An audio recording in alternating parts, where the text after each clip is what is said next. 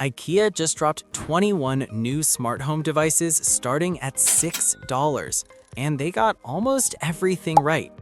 Almost. Because after buying every single device and testing them for 2 weeks straight, I found 5 mistakes that IKEA doesn't want you to know about before you hand over your money. One of them almost made me return everything. But here's the thing. 4 of those mistakes have fixes, and the 5th one might actually be a genius move in disguise. I'm going to show you every device, every mistake, and every fix. Let's get into it. Full transparency. Nobody asks me to make this video. No sponsorship, no affiliate deal. I bought everything with my own money because when I saw these prices, I had one question. What's the catch? $6 smart bulbs, $8 door sensors, $10 motion sensors, all running Matter over Thread, meaning they work with Apple HomeKit, Google Home, Amazon Alexa, Samsung SmartThings, Homey, Home Assistant, everything. A complete sensor suite for around $100 that would cost you $300 to $400 from Philips Hue or Aqara. So yeah, either IKEA cracked the code or something is wrong. I found both. Let me start with what's inside every box. Then I'll show you exactly where the problems are. Here's what I got. Kaiplot's smart bulbs in 3 versions, 470 lumens for around $6, 806 lumens for around $10, and a bright 1521 lumen version for around $13, all dimmable, full white spectrum. Bill Racer remotes in 2 styles, a dual button version for $8, a scroll wheel version for $9, magnetic backing on both, wall mount included. They control up to 3 different lighting groups. Meek Spray motion sensor, $10. Yes, that's Swedish for mosquito spray. No, it doesn't repel mosquitoes. Welcome to IKEA product naming. Timmerfloat temperature and humidity sensor, $10. Built-in display. Press it once, see the temperature. Press again, see humidity. No phone needed. Meegbet door and window sensor, $8. Clipbook water leak detector, $10. And the Alpstuga air quality sensor, $30. Tracks CO2, PM 2.5 particles, temperature, and humidity, all in one device. Quick note on the Alpstuga, it does not come with a USB-C cable or wall adapter. You have to buy those separately. That's already mistake number 1, by the way. A $30 sensor that needs power to function should include the cable to power it. It's not expensive, it's just annoying. And for a first-time buyer who's never set up a smart home device, opening a box and realizing you can't even turn it on without a trip back to the store is a terrible first experience. Alright, let's talk build quality, because cheap usually means cheap. Not here. The bulbs feel solid, proper glass, decent weight, not the flimsy plastic you get from no-name brands. The remotes surprised me most. They have real weight to them. The magnetic backing is strong enough that I stuck it to my fridge and it hasn't moved in 2 weeks. The motion sensor is IP67 rated, fully sealed against dust and water, mounted outside in the rain for $10. Most outdoor rated motion sensors start at $30. The temperature sensor has a clever little screen. You don't need to pull out your phone just to check if a room is too warm. And the water leak sensor.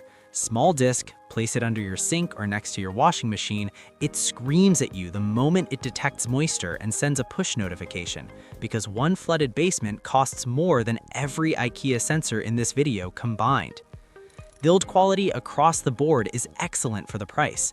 I couldn't find a single device that felt like it would break in 6 months. That's not where the mistakes are. The mistakes are in the setup. And that brings us to mistake number 2, the Doriga Hub. This is the brain of IKEA's smart home system. White cube about the size of a router, power cable, Ethernet port, that's it. It's a full Matter controller with a built-in Thread border router, meaning it doesn't just control IKEA devices, it can manage Matter devices from any brand. It also bridges your old Trod-free Zigbee devices into the new Matter ecosystem, so you don't have to throw away anything you already own. $109 in the US, about $70 in Europe. Setting up the hub is dead simple. Plug it in, download the IKEA Home Smart app, scan the QR code on the bottom, connected in 2 minutes. Adding the first 2 bulbs? Easy. Powered them on, the app found them instantly, named them, done. The third bulb, however, refused to connect. The app kept spinning, timed out, gave up. This is mistake number 2. IKEA doesn't tell you anywhere in the setup guide that new devices enter pairing mode automatically when you first power them on. And that pairing window only lasts 15 minutes. If your hub is still booting, if you're reading the manual, if you're setting up your account, that window closes silently. The device looks dead. The app can't find it. You think it's broken. It's not. It's asleep. Here's the fix. For bulbs, turn them off and on 6 times rapidly. On the 6th cycle, the bulb blinks and re-enters pairing mode. For sensors and remotes, hold the pairing button for 10 seconds until the LED blinks rapidly. Then, and this is critical, reboot your hub. Unplug the Derigera, wait 10 seconds, plug it back in. Let it fully boot, about 60 seconds. Then try pairing again. Fresh device, fresh hub, clean handshake. I got that stubborn third bulb to connect on the first attempt after doing this. Same thing happened with the MyBet door sensor.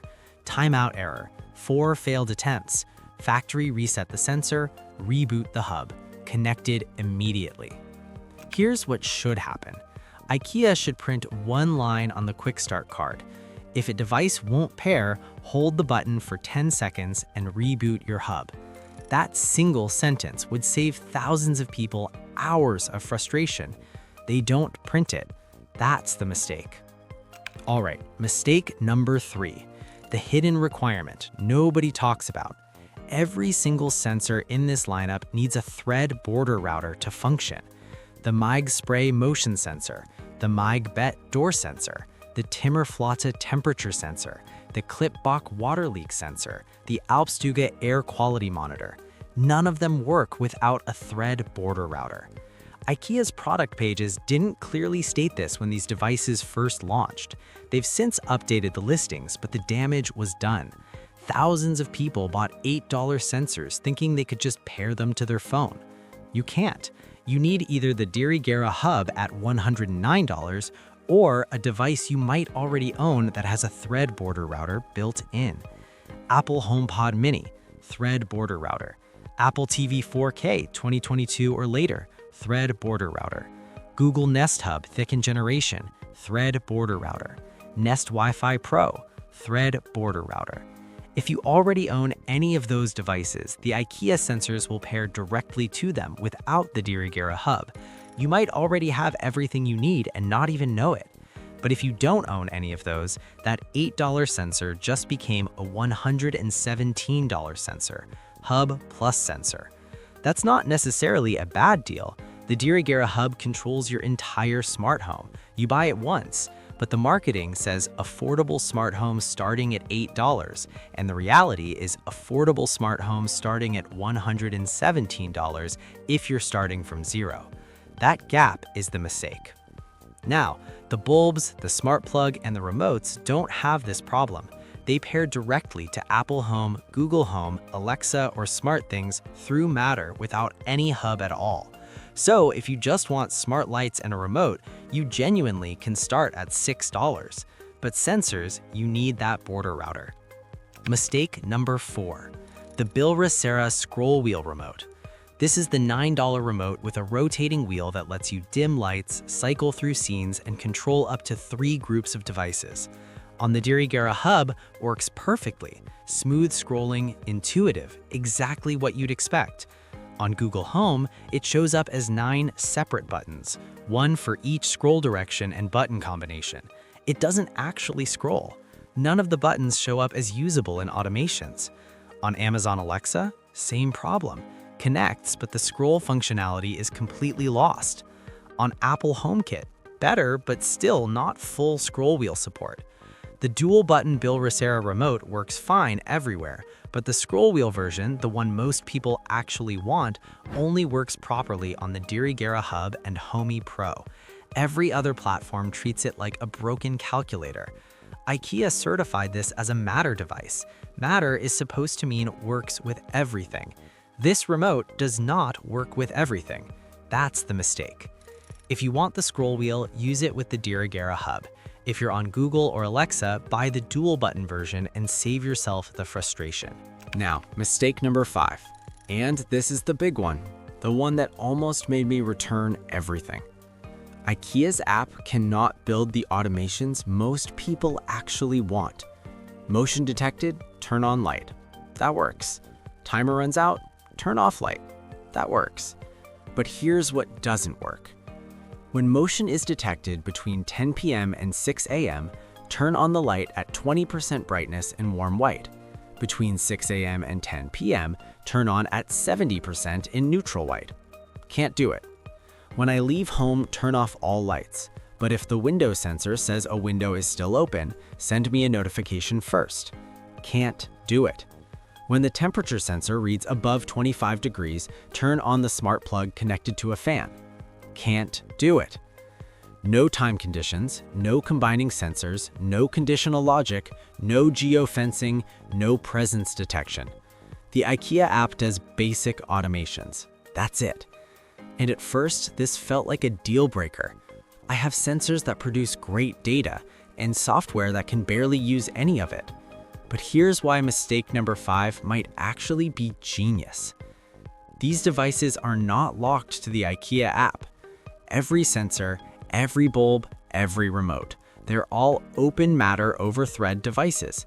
Take the same $10 motion sensor, pair it to Homey Pro, suddenly you have time-based brightness, conditional logic, geofencing, cross-device triggers, and automations the IKEA app doesn't even have a menu option for.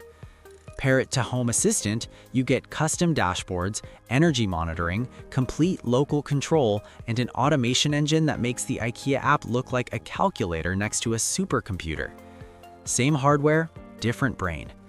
The IKEA app is limited on purpose. IKEA built the best hardware at the lowest price on the most open standard. And then they said, use whatever brain you want. Start with our app. It's simple, it works. And when you outgrow it, take every single device with you to a better platform. Nothing wasted, nothing replaced, just a better brain. That's either a massive limitation or the smartest design decision IKEA has ever made. After 2 weeks, I think it's the smartest. So here's my honest verdict. 5 mistakes. 1. The Alps Juga ships without its power cable. Annoying but fixable. 2. Pairing failures with no clear troubleshooting guide. Fixable with a factory reset and hub reboot. 3. The hidden thread border router requirement for all sensors. Check if you already own a compatible device before you buy. 4. The scroll wheel remote breaks on Google and Alexa. Buy the dual button version instead. 5. The IKEA app can't build advanced automations, but the hardware works with platforms that can. None of these mistakes are about the hardware. The hardware is genuinely excellent for the price. The mistakes are all about communication, software, and managing expectations. And every single one of them is either fixable right now or will be fixed with firmware updates. If you want smart lighting that just works out of the box, buy the bulbs and the dual button remote. $6 to start, no hub needed. If you want sensors and automations, budget for the Dira hub or check if you already own a thread border router. And if you want advanced automations, plan to pair these devices with Homey Pro or Home Assistant down the line. The hardware is worth buying today, even if the IKEA app isn't where you end up tomorrow. If you want to see what happens when I take these exact devices and give them a professional automation brain, that's the next video. Subscribe so you don't miss it. And let me know in the comments if you already found any of these mistakes.